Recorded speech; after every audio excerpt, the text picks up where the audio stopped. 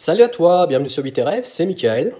Dans cette vidéo, j'aimerais remettre à plat la définition d'un consultant. Un consultant, c'est quoi? C'est quoi être consultant? Parce que je me suis aperçu ces derniers mois où je m'occupe, entre autres, de faire évoluer évidemment mon business, tout ce qui est au niveau consulting, hein, pas au niveau de l'infoprenariat. Et qu'il y a énormément de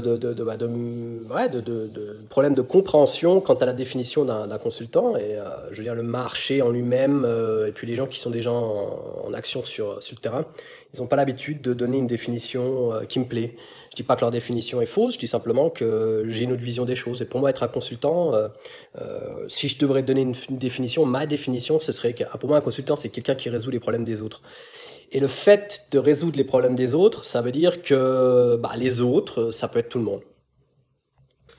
Et ça veut dire quoi? Ça peut être tout le monde. Ça peut être la personne, ça peut être ton voisin, ça peut être ta femme, ça peut être ton mec, ça peut être tes parents, ça peut être un ami à toi qui a une société et qui a un problème au niveau de sa société. Ça peut être quelqu'un que tu connais pas du tout, que tu as acquis avec la force de persuasion, avec tes capacités et puis tes connaissances, voilà. Donc tu te rends bien compte par rapport à mes définitions, c'est là que je veux en venir en disant ça, c'est qu'en fait, le consulting, alors le conseil, être consultant, ça s'adresse à tout type de client cible, tout type de groupe cible en fait, si tu veux quoi. Bien évidemment, je te dirais pas si t'as pas encore construit ou fondé ta société de cibler tout le monde et n'importe qui. Bien évidemment, il faut avoir un thème bien concret, une niche, c'est comme ça que ça s'appelle, une niche. Donc un groupe cible bien concret et bien défini. Plus tu seras précis, mieux ce sera. Je sais que beaucoup font du général, comment ça se dit? Sont généralistes, voilà, c'est un peu comme chez le docteur. Mais moi, je pars plus du principe, je veux dire, c'est prouvé scientifiquement et c'est prouvé là dehors. Je veux dire, ce sont des faits, quoi. Regarde dehors et quelqu'un qui est spécialiste, il va gagner beaucoup plus de thunes que quelqu'un qui est généraliste. Il n'y a rien contre les docteurs, mais un docteur qui est généraliste, il va soigner un problème de dos, il va soigner, il va consulter. Et il va donner son avis, bien évidemment, sur un rhume, sur un problème de santé, ceci, cela. C'est une profession, je la respecte. Et c'est pas ça que je veux dire par rapport à cette vidéo. Je veux simplement te dire que ces personnes-là, en fait, comparées à ceux qui sont spécialisés, un neurologue, un rhumatologue, un psychologue et tout ça sont des gens vraiment spécialisés dans des domaines très précis, ont une autre clientèle, ils ont une autre base de connaissances et ils sont vraiment spécialisés sur un thème bien concret. Et eux, quant à eux, ils ont beaucoup plus de revenus tout simplement quoi. Et par quoi? Parce que c'est simple quoi. Je veux dire, un spécialiste gagne beaucoup plus de thunes qu'un généraliste. Donc si tu veux te mettre à ton compte, que tu veux devenir consultant, sois un spécialiste et pas un généraliste. Non, c'est ça déjà la première chose que j'aimerais te donner dans cette premier indice, le premier conseil de ma part. C'est ce que j'ai appris ces dernières années. Je veux dire, je l'ai eu tellement, j'ai vécu tellement de fois cette situation où, tu sais, le client en fait, s'il fait appel à toi, c'est que il y a deux raisons pour lesquelles il fait appel à toi. Soit il a pas les compétences pour résoudre le problème lui-même, ou alors il a pas le temps. S'il a pas les compétences, ça va être une chose, ça va pas être du genre, écoute. Ça va pas être un truc à 2 francs 50, quoi. Ça va être un problème vraiment, faut faire attention, parce que des fois tu reçois des problèmes, t'as intérêt à connaître ton domaine, quoi. C'est ça que je veux dire par là. Et après, s'il a pas le temps, bon voilà, en fait, tu fais de la prestation et puis tu résous le problème à sa place, quoi. Et c'est ça le truc.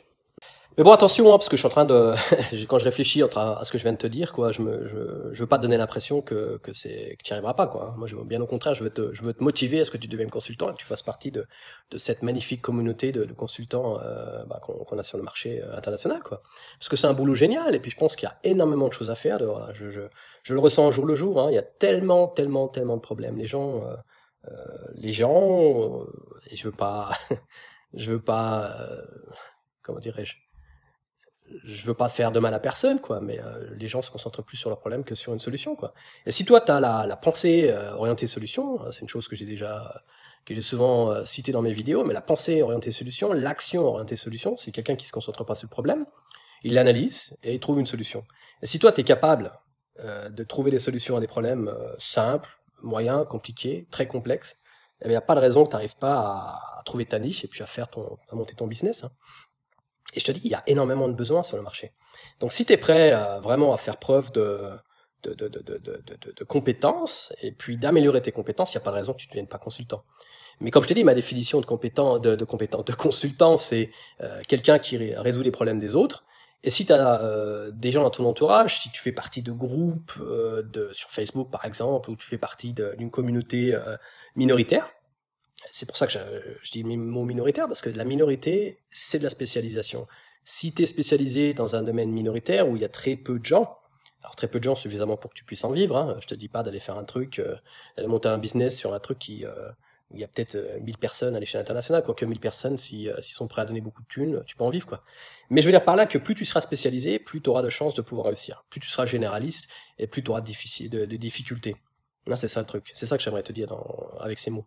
Et je pense que le premier conseil par rapport à ça, ou le conseil, parce que c'est pas le premier conseil que je donne dans cette vidéo, mais c'est un conseil que j'aimerais donner, c'est surtout la résolution de problèmes.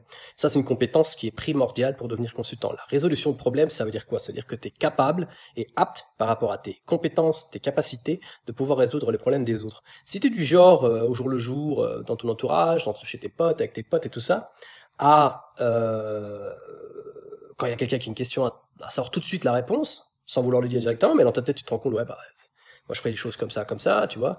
Eh bien, je pense que t'as les capacités, t'as tout pour pouvoir réussir dans le consulting. Et le fait de dire que la capacité ou la compétence nécessaire, c'est la résolution de problèmes.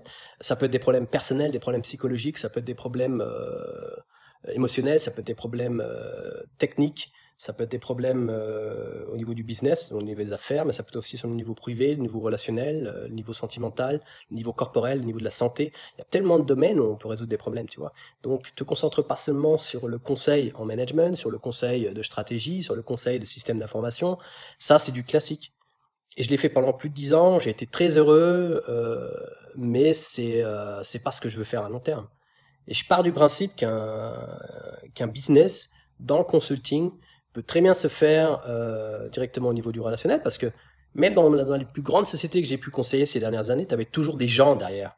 Tu as toujours une personne derrière une société, tu as toujours un entrepreneur derrière une entreprise. Et c'est ça que je veux te dire. Et si tu as c'est pas si tu as toujours une personne, donc c'est du relationnel que tu fais.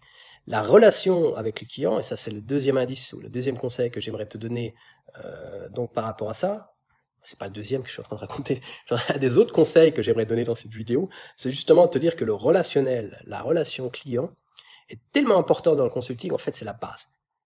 La pensée orientée solution, donc le fait de résoudre des problèmes, c'est une des bases, mais le fait aussi d'être en relation avec le client, c'est un élément primordial pour devenir consultant. Apprends à devenir relationnel. Si tu es du genre introverti, ça va être difficile de pouvoir percer dans ce milieu-là. La seule chose qui va te différencier des autres, c'est la manière dont tu agis, la manière dont tu fais les choses. Si tu dis que tu fais quelque chose, tu le fais. Tu dis ce que tu fais ce que tu dis. Tu dis ce que tu fais ce que tu dis. C'est pas beau ça? C'est du beau, hein? Et c'est ça en fait. C'est ce que je fais au jour le jour. Si je te dis que je fais cela, je le fais. Si je fais ce que je te dis, tu sais ce que je vais faire. Tu es au courant. Et tu vois ce que je veux dire par là? Fais ce que tu dis ce que tu fais. Et si tu pars du principe, non, si tu fais les choses comme je viens de te dire, c'est-à-dire que tu dis ce que tu fais et que tu fais ce que tu dis, tu verras que les clients seront très contents. Pourquoi? Parce qu'en fait, tu seras pas du genre à dissimuler en fait ce que tu as l'intention de faire, tu seras pas du genre non plus, et ça faut faire attention, à divulguer dès le départ comment tu vas le faire. C'est-à-dire que tu mets pas tes cartes sur la table comme au poker. Non, donc tu vas mollo, hein. Tu vas mollo, mon petit. Mais en fait, t'es honnête et ouvert et tu travailles de manière transparente. Mais transparente, ça veut pas dire, comme je viens de te dire, que tu dis comment tu vas résoudre le problème, mais tu dis que tu vas résoudre le problème et que tu vas apporter donc de la valeur. Et c'est là-dessus qu'il faudra que tu apprennes à travailler. C'est démontrer comment tu vas apporter de la valeur au problème de ton client. Voilà. Donc je t'ai donné vraiment deux éléments importants, deux éléments primordiaux, deux compétences primordiales. C'est la résolution de problèmes de ton client, hein, et la deuxième chose, c'est le relationnel, la relation client. Quelqu'un qui n'est pas capable de parler, qui n'est pas capable de se vendre, qui n'est pas capable de vendre sa solution, il aura du mal à s'en sortir en tant que consultant. Donc c'est pour ça, bosse là-dessus, quoi. Bosse sur ton relationnel, bosse sur le fait de pouvoir communiquer, de pouvoir vendre ta solution. Parce que si c'est pas toi qui le fais, ce sera quelqu'un d'autre, c'est sûr, quoi. Il y aura toujours quelqu'un sur le marché qui sera capable de résoudre les problèmes de ton client ou de cette personne, cette entreprise. Putain, j'ai du mal. Cette entreprise, voilà. Et donc c'est ça le délire, c'est simplement de se dire qu'il y a des choses à faire et il faut les faire correctement. Ensuite, il y a la gestion, de tâches et de projets. La gestion de tâches et de projets, c'est quoi? C'est le fait, en fait, dès que tu as acquis un client, le client il a un problème, ce problème-là voit la chose comme une tâche, ou alors si le problème est vraiment un gros problème, ça devient un projet. Voilà. Et ça, savoir le gérer, c'est vraiment l'essentiel. Moi, si j'étais pas capable à l'heure actuelle de pouvoir gérer mes projets, ou alors des projets, parce que j'en ai plusieurs en même temps, bien évidemment, euh, eh bien, je serais plus là déjà. Et je serais plus là sur le marché du consulting parce que les gens m'auraient complètement ignoré. J'aurais été un parmi tant d'autres. Et je ne suis pas un parmi tant d'autres. C'est pas être égocentrique et amoureux de soi, avoir une énorme estime de soi, de parler comme ça. Attention, hein, je suis pas du genre égocentrique, quoi.